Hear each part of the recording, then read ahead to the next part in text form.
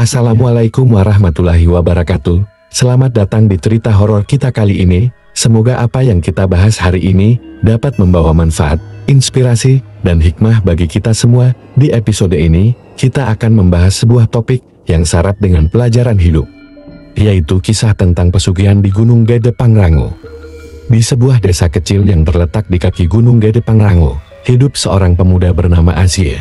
Sehari-harinya, Aziz bekerja sebagai petani di ladang milik keluarganya. Meskipun desa mereka dikelilingi oleh pemandangan indah pegunungan dan hutan yang lebat, kehidupan Aziz tidak semewah itu. Kemiskinan menjadi bayang-bayang yang tak terhindarkan bagi Aziz. Setiap hari adalah perjuangan. Hasil panen tidak pernah cukup untuk memenuhi kebutuhan hidup keluarganya, apalagi membayar utang-utang yang semakin menumpuk. Desa itu sendiri dikenal dengan legenda-legenda mistis. Salah satu cerita yang paling sering dibicarakan adalah tentang pesugihan. Pesugihan adalah ritual gaib yang dipercaya mampu memberikan kekayaan dengan cepat, namun dengan harga yang sangat mahal. Gunung Gede Pangrango, yang selama ini dianggap sakral, dipercaya menjadi tempat di mana seseorang bisa melakukan pesugihan. Masyarakat sekitar percaya bahwa di puncak gunung terdapat sosok gaib penjaga kekayaan yang akan memenuhi permintaan mereka yang datang dengan niat bulat. Suatu malam, ketika hujan deras mengguyur desa, Aziz duduk termenung di dalam rumahnya yang sederhana. Rintik air hujan yang jatuh di atas atap membuat suara berirama yang seolah-olah mengiringi kegelisahannya. Utang-utang yang semakin menumpuk, ladang yang gagal panen, dan penyakit yang diderita ibunya. Semua itu membuat beban hidupnya terasa tak tertahankan. Dalam keputusasaan, Aziz teringat cerita tentang pesugihan di Gunung Gede Pangrango yang pernah ia dengar dari orang-orang tua di desa. Jika aku bisa mendapatkan sedikit saja kekayaan, ibu akan bisa berobat, dan aku bisa melunasi semua utang, pikir Aziz dengan perasaan bercampur aduk. Rasa takut dan harapannya berbaur dalam dada, namun keputusannya sudah bulat. Ia harus mencari cara agar bisa keluar dari kemiskinan ini. Dan pesugihan adalah jalan terakhir yang ia anggap mungkin bisa membawanya ke sana. Pagi harinya Aziz mulai menyiapkan segala sesuatunya. Ia mengumpulkan perbekalan untuk mendaki Gunung Gede Pangrango. Meskipun gunung tersebut sering didaki oleh pendaki biasa, tujuan Guntur berbeda. Ia tidak mendaki untuk menikmati keindahan alam, melainkan untuk mencari jalan bertemu dengan sosok gaib yang bisa memberikan kekayaan. Sebelum berangkat, ia mendatangi seorang dukun tua yang dikenal mengetahui hal-hal gaib di desa tersebut. Dukun tua itu bernama Bah Jarot, adalah orang yang sangat dihormati dan ditakuti di desa. Bah Jarot sudah lama tidak lagi melayani permintaan pesugihan. Tetapi setelah mendengar kisah sedih Aziz, ia memberikan beberapa petunjuk. Ingat Aziz, pesugihan bukanlah jalan yang mudah. Nyawamu dan masa depanmu akan menjadi taruhannya. Kau harus siap dengan segala konsekuensinya, kata Bah Jarot dengan tatapan penuh peringatan. Aziz hanya mengangguk. Aku sudah siap, Bah. Apapun harganya, aku rela membayarnya. Setelah mendapatkan beberapa mantra dan petunjuk dari Abah Jarot, Aziz mulai perjalanannya. Ia mendaki gunung sendirian, menembus hutan lebat dan cuaca yang dingin. Matahari perlahan tenggelam di balik pegunungan ketika ia tiba di sebuah tempat yang disebut-sebut sebagai lokasi keramat untuk melakukan pesugihan. Tempat itu adalah sebuah puncak kecil di antara Gede dan Pangrango, yang dikelilingi oleh pohon-pohon tua dan kabut tebal yang menambah kesan angker. Di tempat itu, Aziz mengikuti instruksi yang diberikan oleh Abah Jarot.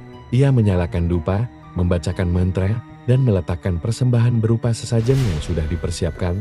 Udara di sekitar puncak tiba-tiba terasa lebih dingin, dan angin yang tadinya tenang mulai bertiup kencang. Tiba-tiba, sosok gaib muncul dari balik kabut. Sosok itu tinggi besar dengan mata menyala merah, wujudnya setengah manusia, setengah binatang. Siapa yang berani memanggilku di tempat ini? Suara sosok itu bergema, membuat jantung Aziz berdegup kencang. Aku datang untuk meminta kekayaan, jawab Aziz dengan suara bergetar. Meski takut, ia tidak mundur. Ini adalah satu-satunya harapannya. Sosok gaib itu tersenyum menyeringai, menampakkan deretan gigi tajamnya. Kekayaan? Kau tahu apa yang harus kau bayar? Aziz mengangguk. Aku tahu. Aku akan membayar dengan apapun yang kau minta. Sosok gaib itu mengulurkan tangan, seolah meminta sesuatu dari Aziz. Baiklah, tapi ingatlah, kekayaan yang kuberikan tidak datang tanpa harga. Setiap kali kekayaanmu bertambah, semakin banyak pula hidup yang akan kau ambil sebagai gantinya. Aziz tertegun, apa maksudmu? Setiap orang yang mendekat kepadamu, setiap orang yang kau cintai, akan menjadi korban dari pesugihan ini. Nyawa mereka adalah harga yang harus kau bayar untuk kekayaanmu. Aziz terdiam sejenak, memikirkan peringatan itu, tapi keputusannya sudah bulat. Aku terima, aku akan membayar harganya. Dengan demikian, sosok gaib itu menyentuh kepala Aziz, memberikan kekuatan gaib yang akan membuatnya kaya raya dalam waktu singkat. Setelah itu, sosok itu menghilang di balik kabut, meninggalkan Aziz sendirian di puncak gunung. Keesokan harinya, Aziz pulang ke desa dengan perasaan aneh.